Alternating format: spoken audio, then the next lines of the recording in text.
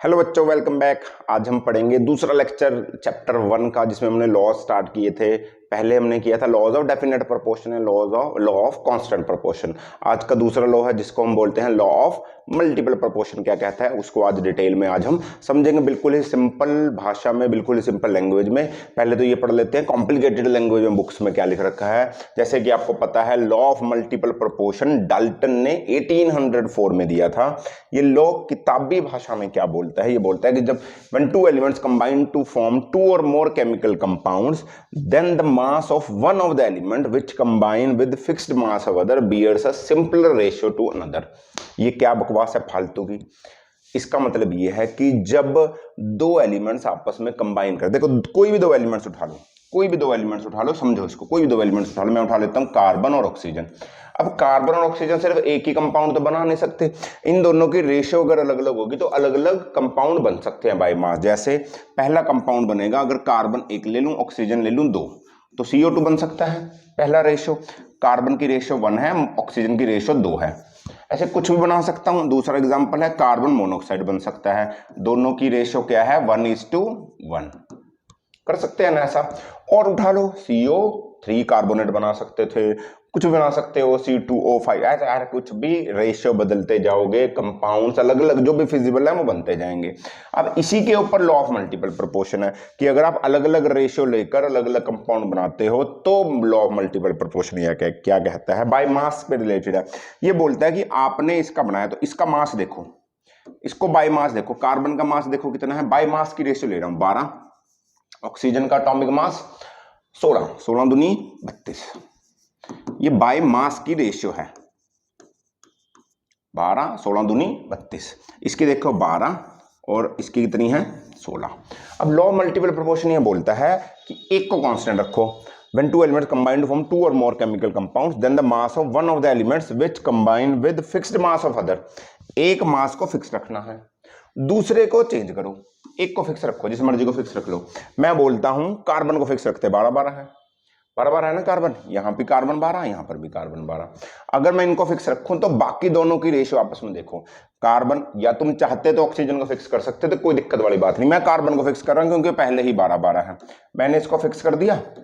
अगर मैं इसको फिक्स कर देता हूं तो इसको 12 को अलग रखो, इन फिक्स के साथ इन ऑक्सीजन की रेशियो देखो, इसकी है 32, इसकी है 16, तो इनकी रेशियो कितनी आई 2:1। ये एक होल नंबर या सिंपलर रेशियो है, पॉइंटों में रेशियो नहीं आएगी।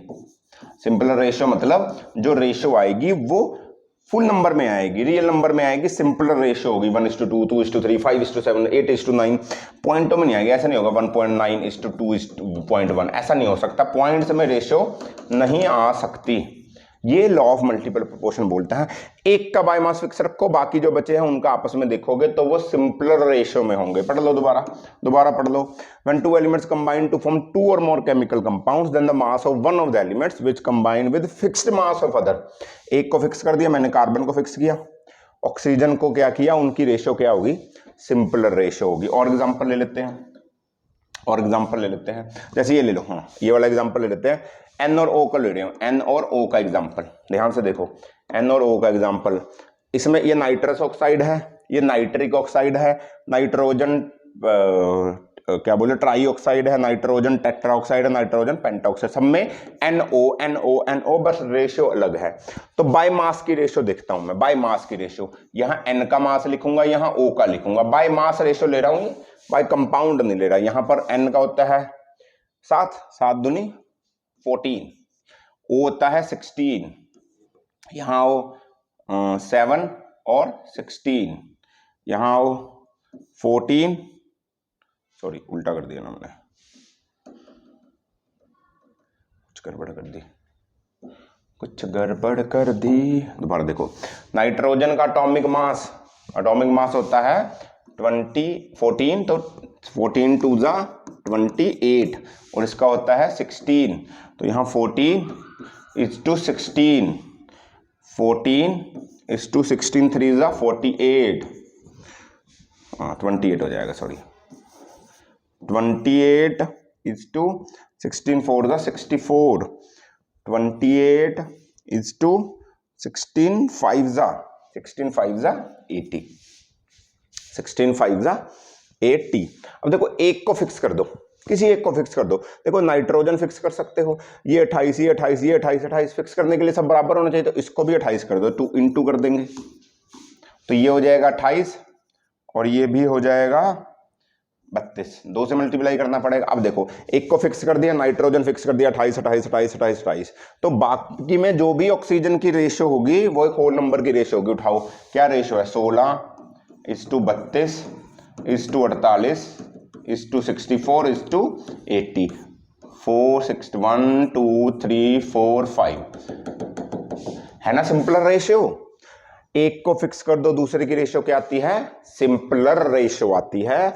इसी को बोलते हैं लॉ ऑफ मल्टीपल प्रोपोर्शन। इसके अलावा इसकी है कुछ लिमिटेशन क्या बोलती है, पहली तो ये स्टोकियोमेट्रिक कंपाउंड्स के लिए बिल्कुल भी वैलिड नहीं है। नॉन स्टोकियोमेट्रिक कंपाउंड्स के लिए वो क्या होते हैं, जैसे हम बोल रहे थे कि सारे कंपाउंड्स होल नंबर रेशियो में ही मिलते हैं। कार्बन ऑक्सीजन के साथ मिलेगा 2 रेशियो में, नाइट्रोजन मिलेगा 2 रेशियो में, 1 रेशियो में, इनकी भी सिंपल रेशियो होती है जब भी कंपाउंड बनता है, वो स्टोकियोमेट्रिक कंपाउंड होते हैं। कभी कभी कंपाउंड्स विदाउट सिंपल रेशियो के भी बन सकते हैं, जैसे बन सकता है FeO, देखा तुमने FeO सब जानते हो ना, आयरन ऑक्साइड। पर कभी कभी आयरन ऑक्साइड में एक क्या बोलते हो तुम, डिफेक्ट आ जाता है, तो ये ऐसे बन जाता है, Fe आया 0.93 और O1 आया, सिंपलर रेशियो नहीं रहती डिफेक्ट के कारण। +2 में जाओगे तो सॉलिड स्टेट नाम का चैप्टर है, वहां पर ये डिफेक्ट कंसिडर करेंगे, क्यों आता है इसकी बात करेंगे। ये नॉन स्टोकियोमेट्रिक कंपाउंड है जिनमें रेशियो सिंपलर नहीं होती कंपाउंड्स की, तो नॉन स्टोकियोमेट्रिक में ये लॉ वैलिड नहीं है। वैलिड नहीं है तो देखो सिंपलर, जब इसी की रेशियो सिंपल नहीं है आपस में कंपाउंड बनने की, तो एक को कांस्टेंट रखकर बाकी की कैसे सिंपलर आ सकती है, समझे ना। इसको कांस्टेंट करने के लिए मल्टीप्लाई करो, सिंपल आएगी ही नहीं। क्लियर। दूसरी बात है कि जब भी आपके कोई कंपाउंड ऐसा बनता है, एक लंबी चेन बनती जा रही है, लंबी चेन कंपाउंड बनते जा रहे हैं, और उस लंबी चेन में कहीं डबल और ट्रिपल बॉन्ड भी आ गया, जिस कार्बन की प्रॉपर्टी है कैटिनेशन। कैटिनेशन क्या होती है, कार्बन आपस में लिंक करता जाता है, लंबी चेन बना देता है। अब वो हो सकता है सिंगल बॉन्ड में बनाए, डबल में बनाए, ट्रिपल में बनाए। कार्बन कार्बन में कभी डबल और ट्रिपल बॉन्ड भी आ जाते हैं। तो ये एग्जाम्पल है, ये देखो, ये C4H10 C5H12 और C6H14, ये तो सिंगल बॉन्ड वाला है, ये एल्केन है। ध्यान से देखो, ये एक क्या है, एल्केन है, सॉरी हमने क्या कर दिया, ये रहा एल्केन, ये एल्केन है, ये एल्कीन है और ये एल्काइन है। ये डबल बॉन्ड है और ये ट्रिपल बॉन्ड है। ध्यान से देखो, अब इसमें भी मैं अगर एक को फिक्स कर दूं, ध्यान सुनो, अगर मैं एक को फिक्स कर दूं तो बाकी की रेशियो यानी हाइड्रोजन हाइड्रोजन हाइड्रोजन की रेशियो आपस में, अगर मैं कार्बन की रेशियो बाय मास फिक्स कर दूं तो हाइड्रोजन हाइड्रोजन हाइड्रोजन की रेशियो सिंपल रेशियो आनी चाहिए, बट इसमें नहीं आती क्योंकि डबल ट्रिपल बॉन्ड आ रहे हैं। मैं करके दिखाता हूं कैसे। अब ध्यान से देखो, मैं अब तीनों को लिख देता हूं, कहां लिखूंगा, आगे लिख देते हैं। ये देखो, C4H10 था, C5H12 था और C6H14 था।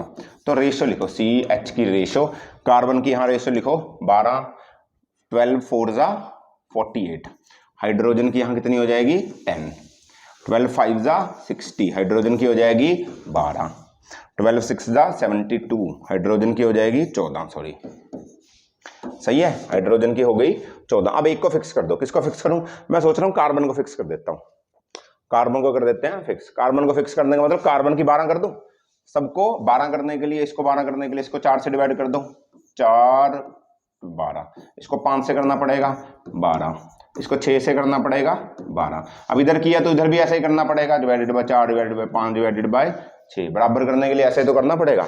अब इधर हाइड्रोजन की रेशियो देखो कितनी आई, 4 2.5, इधर आई 2.4, इधर आई 2.3।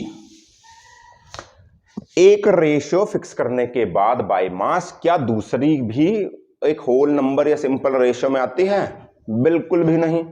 तो ये इसकी दूसरी लिमिटेशन है। जब भी आपके compound double bond triple bond में कैटिनेशन या कोई भी मिलते हैं तो वहां पर ये लॉ वैलिड नहीं है बच्चों, ठीक है जी। तो होपफुली समझ में आया होगा, बड़ा ही सिंपल सा लॉ। अगली बार हम करेंगे अगला लॉ, तब तक पढ़ते रहिए, एंजॉय करिए। ऑल द वेरी बेस्ट बच्चों, बाय बाय।